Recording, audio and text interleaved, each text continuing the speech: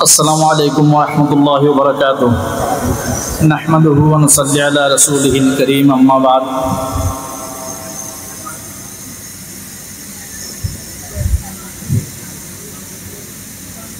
শ্রদ্ধা রাজের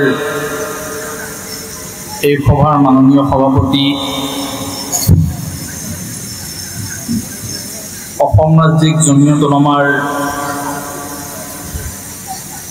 উপসভাপতি হযৰত মৌলানা হাফিজ জাহিদ আহমদ কাসেমি দামাত বাৰাকাতুহুম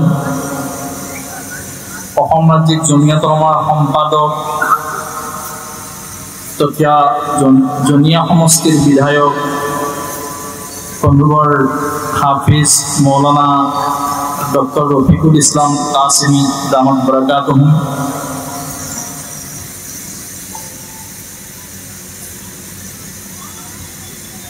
অহপূজা ফাতমা নবুৱতৰ সাধাৰণ সম্পাদক অসম মুফতি ইয়াহিয়া কাসেমি সাহেব দামাত বাৰাকাতুহুম গোৱালপাৰাৰ পৰা আমাৰ অগ্ৰজ দাৰুল ইয়াতামা মুহতামিম হযৰত মুফতি সাদউদ্দিন সাহেব দামাত বাৰাকাতুহুম দক্ষিণ কামৰূপ জিলা জমিয়তৰ দক্ষিণ কামৰূপ সাংগঠনিক জিলা জমিয়তৰ সভাপতি মৌলানা আব্দুল ৰছিদ সাহেব অসম ৰাজ্যিক জমিয়ত উলামাৰ সদস্য মাষ্টাৰ আলহাজ নুৰুল ইছলাম সাহেব কাৰ্যকৰী সভাপতি তফজুল সাহেব মৌলানা তফজুল সাহেব প্ৰমুখ্যে জমিয়তৰ বিভিন্ন পৰ্যায়ৰ স্তৰৰ কৰ্মকৰ্তাসকল ওলামায়ে কেৰাম মঞ্চত উপবিষ্ট মেহমানসকল আৰু উপস্থিত ৰাইজ মই অনুৰোধ জনাম যিখিনি ৰাইজ ইফালে থিয় হৈ আছে আপোনালোকে চকী আছে চকী যদি লাগে বহিব পাৰে বা তলতো বহাৰ সুবিধা আছে মই ভাবো আপোনালোকে তেনেকৈ বহি গ'লে বেছি ভাল হ'ব দেখাত শুৱনি হ'ব গোটেই দিনটো আমি কথা পাতিছোঁ আপোনালোকে শুনিছে গোটেই দিনটো ইয়াতে কাৰ্যসূচী আছিলে মই ইমান ক'বলগীয়া আৰু তেনেকৈ নাই ওলামায়ে কেৰামে ক'ব বিশেষভাৱে আজিৰ যিটো বিষয় আছে এই বিষয়টো অত্যন্ত গুৰুত্বপূৰ্ণ বিষয় আছে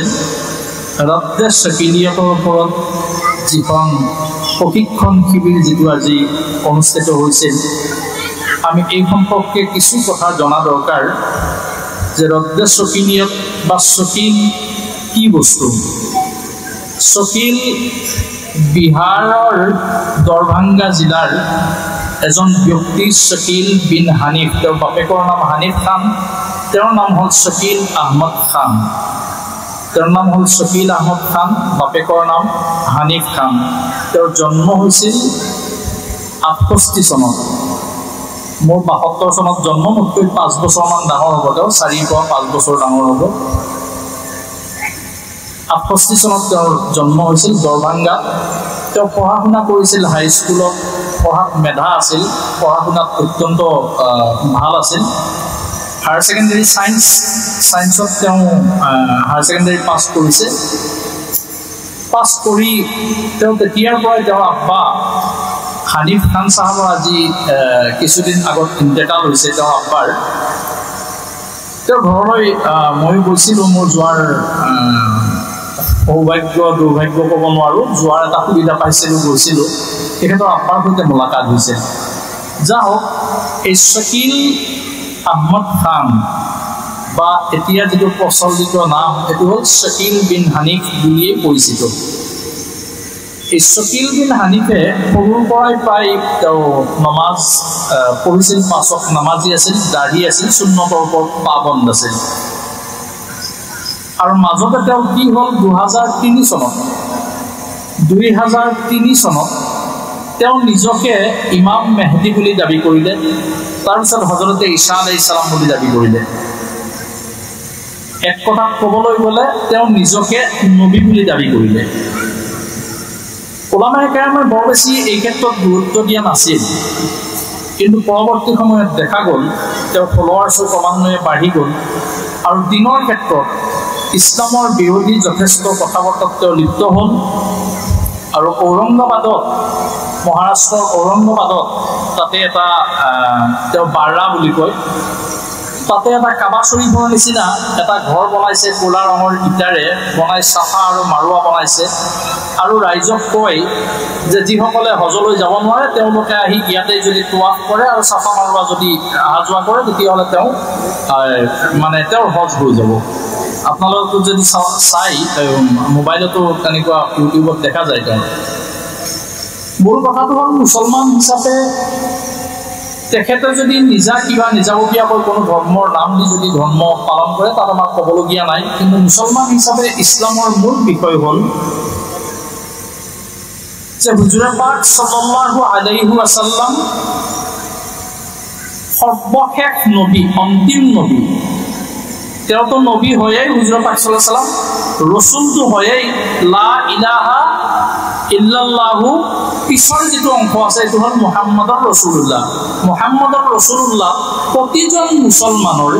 ঈমান আৰু ইয়াকিন আছে যে হুজুৰ পাক সাল্লাল্লাহু আলাইহি ওয়াসাল্লাম আমাৰ নবী হয় আমাৰ ৰাসূল হয় বিশ্বৰ সৰ্বশ্ৰেষ্ঠ নবী হয় আশৰাফুল মখলুকাত হয় সৃষ্টি জগতৰ আটাইতকৈ সৰ্বশ্ৰেষ্ঠ সৃষ্টি হ'ল হুজুৰ পাক সাল্লাল্লাহু আলাইহি ওয়াসাল্লাম হুজুৰ পাক সাল্লাল্লাহু আলাইহি ওয়াসাল্লামৰ পিছত কোনো ব্যক্তি এই দুনিয়াত নবী হিচাপে কোনোদিন নাহে কাৰণ হুজুৰ পাক সাল্লাল্লাহু আলাইহি ওয়াসাল্লামে নিজে কৈ গৈছে লাউ কানা বাদি নবিয়ুল লাকানা উমৰ মোৰ পিছত যদি কোনোবা নবী আহিল হেতেন তেতিয়াহ'লে হযৰত যে উমৰ ৰাদিয়াল্লাহু তাআলা আনহু